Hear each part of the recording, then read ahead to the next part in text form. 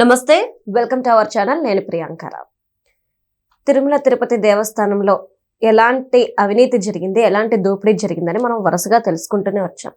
అటు కల్తీ నెయ్యి కావచ్చు, పరకామణి చోరీ కావచ్చు, వస్త్రాల విషయంలో కుంభకోణం కావచ్చు. ఇప్పుడు మరొక కొత్త విషయం బయటపడింది. దగ్గర 50 కేజీల బంగారం స్వాహా చేశారు. అందులోనూ ఇంకొకటి ఏంటంటే 30 విగ్రహాలు ధ్వంసమైనా కానీ ఇప్పటికొచ్చి చెప్పలేదు, ఎవరికి కూడా ఈ ఇన్ఫర్మేషన్ బయటకు పాస్ చేయలేదు. అసలు వైకాపా హయాంలో తిరుమల తిరుపతి దేవస్థానం కొండ మీద ఎలాంటి దోపిడీలు జరిగినాయి అనేది ఈరోజు తెలుసుకుందాం. మనతో మాట్లాడడానికి ప్రముఖ పొలిటికల్ అనలిస్ట్ అప్పసాని రాజేష్ గారు ఉన్నారు. ఆయనతో మాట్లాడదాం. నమస్కారం సార్. నమస్కారం సార్. ఇప్పటి వరకు కేవలం వస్త్రాలు, కల్తీ నెయ్యి, పరకామణి చోరీ అని అనుకున్నాం. ఇప్పుడు ఏకంగా 50 కేజీల బంగారం, దానికి తోడు 30 విగ్రహాలు ధ్వంసమైనా కానీ ఒక్క చిన్న ఇన్ఫర్మేషన్ కూడా ఇవ్వలేదు. అంటే హిందువుల మనోభావాలతో ఆడుకోవాలనా, లేదంటే దేవుడు ఎవరైతే ఏముంది మాకు డబ్బే కావాలనుకోవడమా? మనం చరిత్రలో మహమ్మద్ గోరీ భారతదేశం మీదకి దండెత్తుకొచ్చి సోమనాథ ఆలయాన్ని దోచేసి కూల్చేసి 500 ఏనుగుల మీద సోమనాథ ఆలయ సంపదను తరలించుకొని వెళ్ళాడు అని చెప్పని విన్నాం మనం. అవును సార్. అంటే ఆ రోజుల్లో భారతదేశం మీదకి దండెత్తుకొస్తే ఆలయాల్లో సంపద దొరుకుతుంది అని చెప్పని తెలిసి ఆలయాల్ని టార్గెట్ చేసుకొని ఆలయాల్లో దోచుకొని వెళ్ళేవాళ్ళు. నేను ఎప్పుడో చాలా సంవత్సరాల క్రితం విజయనగరం హంపి వెళ్ళాను. ఓకే. హంపి వెళ్తే ఆ శ్రీకృష్ణదేవరాయల వారు పరిపాలించిన ఆ కోట మొత్తాన్ని కూల్చేశారు. సరే, శత్రురాజులు కోటను కూల్చారంటే అర్థం చేసుకుందాం. ఆలయాల మొత్తాన్ని కూల్చేసి అక్కడ విగ్రహాల మొత్తాన్ని నరికేసి అక్కడ అంటే ప్రజల సెంటిమెంట్స్ తోటి, ఎమోషన్స్ తోటి రాజ్యం వీరభోజ్యం, మేము ఈ రాజ్యం నెగ్గాం కాబట్టి ఇక్కడ మా జులుమే ప్రదర్శిస్తాము అన్నట్టుగా ఆ రోజుల్లో, రాచరికపు రోజుల్లో ఆటవికంగా ప్రవర్తించారంటే అర్థం చేసుకుందాం మనం. అరే, ఇక్కడ ప్రజలు వాళ్ళు ఆరాధించుకుంటున్న ఆలయం, వాళ్ళు భక్తి ప్రవృత్తులతో కొలుచుకుంటున్న దేవుడు, ఈ దేవుడితోటి మనకు వచ్చిన నష్టం ఏముంది? మన వైరం ఈ రాజులతో కదా, రాజుల్ని యుద్ధంలో జయించాం కదా, ఈ రాజ్యాన్ని మనం హస్తగతం చేసుకున్నాం కదా, అంతేగాని ఇక్కడ ఉన్న ప్రజలతోటి, ప్రజల మనోభావాలతోటి, వాళ్ళ భక్తి విశ్వాసాలతోటి మనకేం సంబంధం అని చెప్పని ఎలా అయితే ఆనాడు రాజులు ఆలోచించలేదో, వాళ్ళు ఏ క్రూరత్వాన్ని అయితే ప్రదర్శించారో ఇవాళ 5 సంవత్సరాల జగన్మోహన్ రెడ్డి పరిపాలన హయాంలో రాష్ట్రంలో ముఖ్యంగా తిరుమల తిరుపతి దేవస్థానం తోటి అదే క్రూరత్వాన్ని ప్రదర్శించారు. ఒకటి కాదు, మనం రోజుకొక విస్తుపోయే వార్తలు వింటూ ఉన్నాం మనం. అవును సార్. ఇవాళ కొత్తగా వెలుగులోకి వచ్చింది, కింద తిరుపతిలో గోవిందరాజ స్వామి ఆలయంలో ఆలయ విమాన గోపురానికి బంగారు తాపడం చేయించడానికి అని చెప్పని 100 కిలోలు ఎస్టిమేట్ తోటి పనులు ప్రారంభిస్తే 8 లేయర్లు అంటే మందంగా ఆ తాపడం జరగాలి అని చెప్పి నిర్ణయం తీసుకుంటే దాన్ని 2 లేయర్లకి కుదించేసి 50 కిలోల బంగారం లేపేశారు అని చెప్పని ఆరోపణలు ఇవాళ. అవును సార్. దాని మీద విజిలెన్స్ విచారణ జరుపుతా ఉన్నారు. ఎవరు అంతగా బరితెగించింది? 5 సంవత్సరాలు పాలక మండళ్ళు వాళ్ళ అంటే విధాన నిర్ణయాలన్నీ వాళ్ళే తీసుకుంటా ఉన్నారు కదా. ఈ బంగారు తాపడం చేయించాలి అని చెప్పి నిర్ణయం పాలక మండలి తీసుకుంది కదా. అలా తీసుకున్న వాళ్ళు దాన్ని పర్యవేక్షించాలి కదా. అలా పర్యవేక్షణ లోపం ఎవరిది?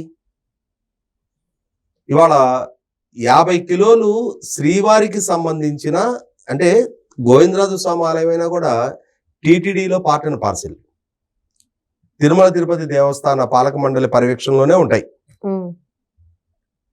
తిరుపతి అంటే తిరుపతి అనగానే మనకి సహజంగా శ్రీవారాలయం ఒకటే గుర్తొస్తుంది. కానీ గోవిందరాజ స్వామి ఆలయము, తిరుచానూరు పద్మావతి ఆలయము, అక్కడ శ్రీనివాస మంగాపురం కళ్యాణ వెంకటేశ్వర ఆలయం, ఆ తిరుపతి చుట్టుపక్కల ఇంకా చాలా ఆలయాలు కూడా టీటీడీ నిర్వహణలోనే ఉంటాయి.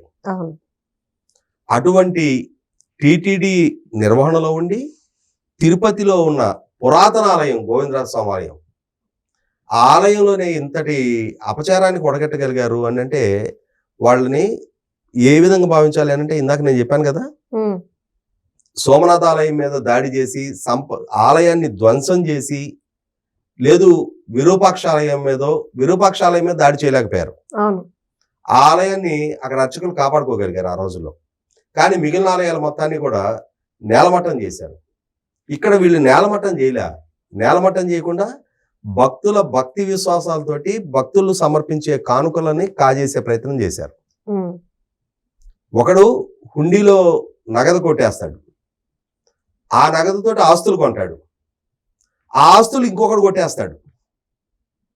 శ్రీవారికి ప్రసాదంగా వినియోగించే నెయ్యి, అంటే ప్రసాదంగా వినియోగించే లడ్డూ తయారీలో వాడే నెయ్యి లాంటి పదార్థాన్ని 68 లక్షల కిలోలు 5 సంవత్సరాల పాటు సరఫరా చేశారు. అంటే 6,800 టన్నులు, 340 ట్యాంకర్లు. ఎటువంటి పర్యవేక్షణ లేకుండా, కనీస మాత్రపు బాధ్యత లేకుండా, అసలు ఆ డైరీకి ఆవు పాలు సేకరించే పరిజ్ఞానం ఉందా లేదా, వాళ్ళు ఆవు పాలు సేకరించి దాని నుంచి వెన్న తయారు చేసి దాని నుంచి నెయ్యి తయారు చేస్తున్నారా లేదా అనే పర్యవేక్షణ కూడా లేకుండా అంతటి అపచారానికి ఒడిగట్టారు. ఇవాళ 50 కిలోల బంగారం. మనం రీసెంట్ గా శబరిమల ఆలయపు బంగారు రేకులు తాపడంలో అక్కడ కొంత బంగారం చోరీ జరిగింది అని చెప్పని మనం వార్తలు వింటున్నాం. తీరా చూసి అక్కడ కిలో 2 కిలోలే. కానీ ఇక్కడ అంటే శబరిమల ఆ జరిగిన కొద్దిపాటి కిలోల వ్యవహారమే ఇష్యూ సుప్రీంకోర్టు వరకు చేరింది. మరి వాళ్ళు ఇక్కడ 50 కిలోలకు సంబంధించి ఆరోపణలు వస్తా ఉన్నాయి. విజిలెన్స్ విచారణ జరుగుతూ ఉంది. ఇవాళ అది రేపు చోరీ జరిగిందని నిర్ధారణ అయింది అనుకుందాం. ఎవరు బాధ్యులు? ఈ పాలక మండలి, ఈ వైవి సుబ్బారెడ్డి, భూమన కరుణాకర్ రెడ్డి నేతృత్వంలో ఉన్న పాలక మండలే కదా. రీసెంట్ గా అక్కడ వేదాశీర్వచనం ఇచ్చిన తర్వాత ప్రముఖులైన భక్తులకి శ్రీవారి శాలువ కప్పుతారు, పట్టు వస్త్రం. ఆ పట్టు వస్త్రం 340 నుంచి 400 రూపాయలు ఖరీదు చేసే పట్టు వస్త్రాన్ని 1300 రూపాయలు పెట్టి కొనుగోలు చేశారు. తీరా చూస్తే 1300 రూపాయలు పెట్టి కొనుగోలు చేసింది కూడా పాలిస్టర్ క్లాత్, పట్టు వస్త్రం కాదు. అంటే ఈ విధంగా వంచి శ్రీవారిని ఒక ఆదాయ వనరుగా మార్చుకొని శ్రీవారి సన్నిధానాన్ని తమ రాజకీయ పైరవీలకి ఒక సాధనంగా వినియోగించుకున్న పాలన 5 సంవత్సరాలు జగన్మోహన్ రెడ్డి ప్రభుత్వ హయాంలో కొనసాగింది.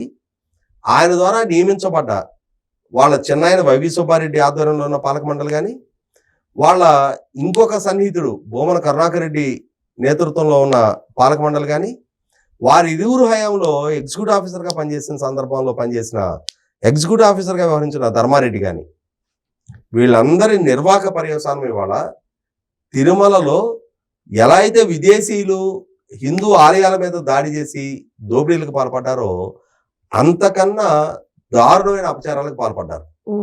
ఏ జగన్మోహన్ రెడ్డి పాలనా హయాంలో అయితే వందలాది ఆలయాల్లో విగ్రహాలకి నష్టం జరిగిందో, వందలాది ఆలయాల్లో హిందూ దేవతల విగ్రహాలకి అపచారం జరిగిందో, దానికి కొనసాగింపుగానే ఇవాళ బిడ్డ చచ్చినా పురిటి కొంపదలు లేదు అన్నట్టుగా జగన్మోహన్ రెడ్డి పాలన ముగిసి 18 నెలలు గడిచిపోయినా అతని పాలనా హయాం నాటి సైడ్ ఎఫెక్ట్స్ ఆనాటి నుంచి ఈనాటి కూడా రోజుకొక అవినీతి ఆరోపణ రూపంలో, రోజుకొక అపచారం రూపంలో తిరుమల శ్రీవారి భక్తులని మనసులో కలిచివేస్తాయి అనేది వాస్తవం. Okay, thank you so much sir.